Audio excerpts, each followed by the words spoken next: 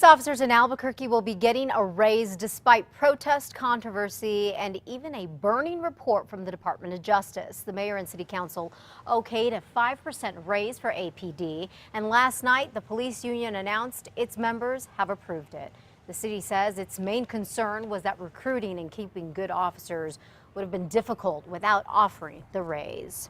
Well, neighborhood leaders from around Albuquerque are trying to work together to try and solve citywide problems. And now they're taking their issues straight to the city's leaders. The group is made up of folks from just about every neighborhood in Duke City. They've had 2 meetings so far. They're now focusing on the Kirtland jet fuel spill and Albuquerque's police department. City councilors have said they want to hear about people's concerns, and they've invited them to city council meetings. But then all that got overshadowed when protesters took over the streets and took over some of the meetings.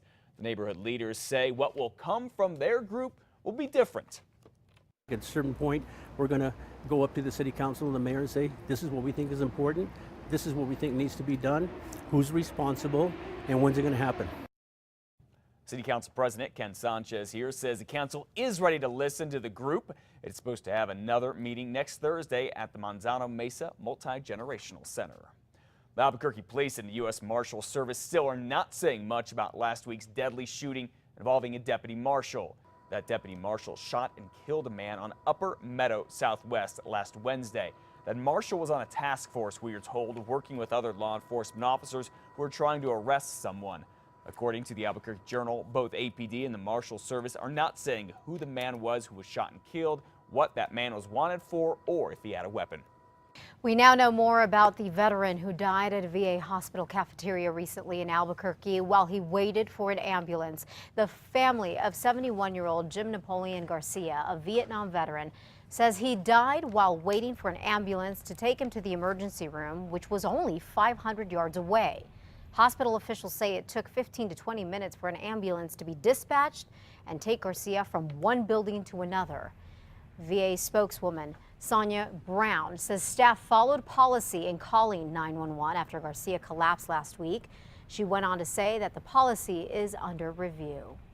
University Medical Center down in El Paso has agreed to pay $1.1 million to a New Mexico woman who claims she was forced to go through an extremely invasive body search.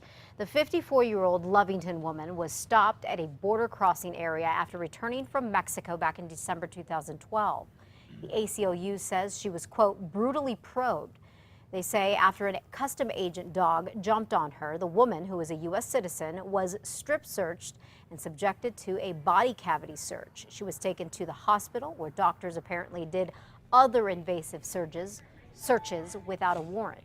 No drugs were ever found. The lawsuit against a Customs and Border Patrol department is still pending.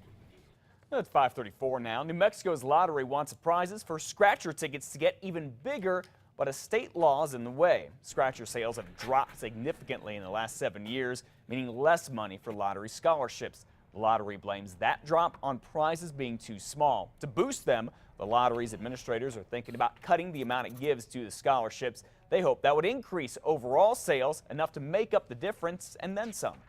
When you have a healthy lottery with growing sales, everybody will win. Some state legislators are skeptical, though, about the plan. There could be a bill to make it happen when they head to the Roundhouse in January. Well, millions of homeowners all across the country are getting a huge payout from 13 big banks.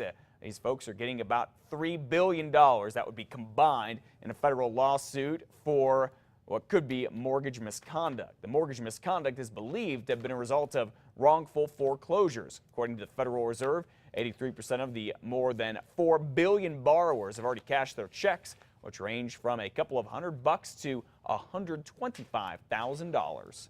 A new wildfire is burning in the Jemez Mountains this morning. Yesterday, Sky News 13 flew over the Brer Springs area. We're told it was spotted by a firefighting plane on patrol. It's burning about 4 miles southeast of the Paliza campground, and it's close to the community of Ponderosa. Fire officials say the smoke can be seen from I-25. The blaze is estimated at about 10 acres right now. No structures are threatened at this point. Good news for the Diego fire in the Jemez. The weather is helping firefighters quite a bit. The lightning-sparked wildfire is now almost at full containment. Firefighters hope to have it 100% contained by late tomorrow. Well, the weather is also good news for folks enjoying the Sandia Mountains because they are open again. Yesterday, rangers took down the barriers in the foothills. Bernalillo County did the same thing and opened the East Mountain and open space areas. A lot of rain has fallen all around the state in the last week, and more is in the forecast, but do not get too excited. We are still in a drought, a horrible drought. Some areas are still closed, and there are still a lot of fire restrictions. You want to find out about all of that? Head to our website at krqe.com, and as usual, click on links. Well, a firefighter here in Albuquerque is now getting honored for saving a life while he wasn't even on duty, and you got to hear how he did this. Yeah, this is pretty amazing. It was his quick thinking that saved the life of this woman. 2 weeks ago, Carrie McKinstry was walking near Yale and Lomas when he saw a woman on her bike who had just been hit by a city garbage truck. She was badly hurt, bleeding, and needed immediate help. I saw her bicycle, so I grabbed the inner tube, and there was another gentleman who helped me who had a knife on him, so I asked him to cut me a piece of the inner tube, and we used that as a tourniquet. Well, the woman lost her leg, but thanks to McKinstry's quick action, she survived. Police are still investigating the accident. Talk about being at the right place at the right time. It's a good thing he was there.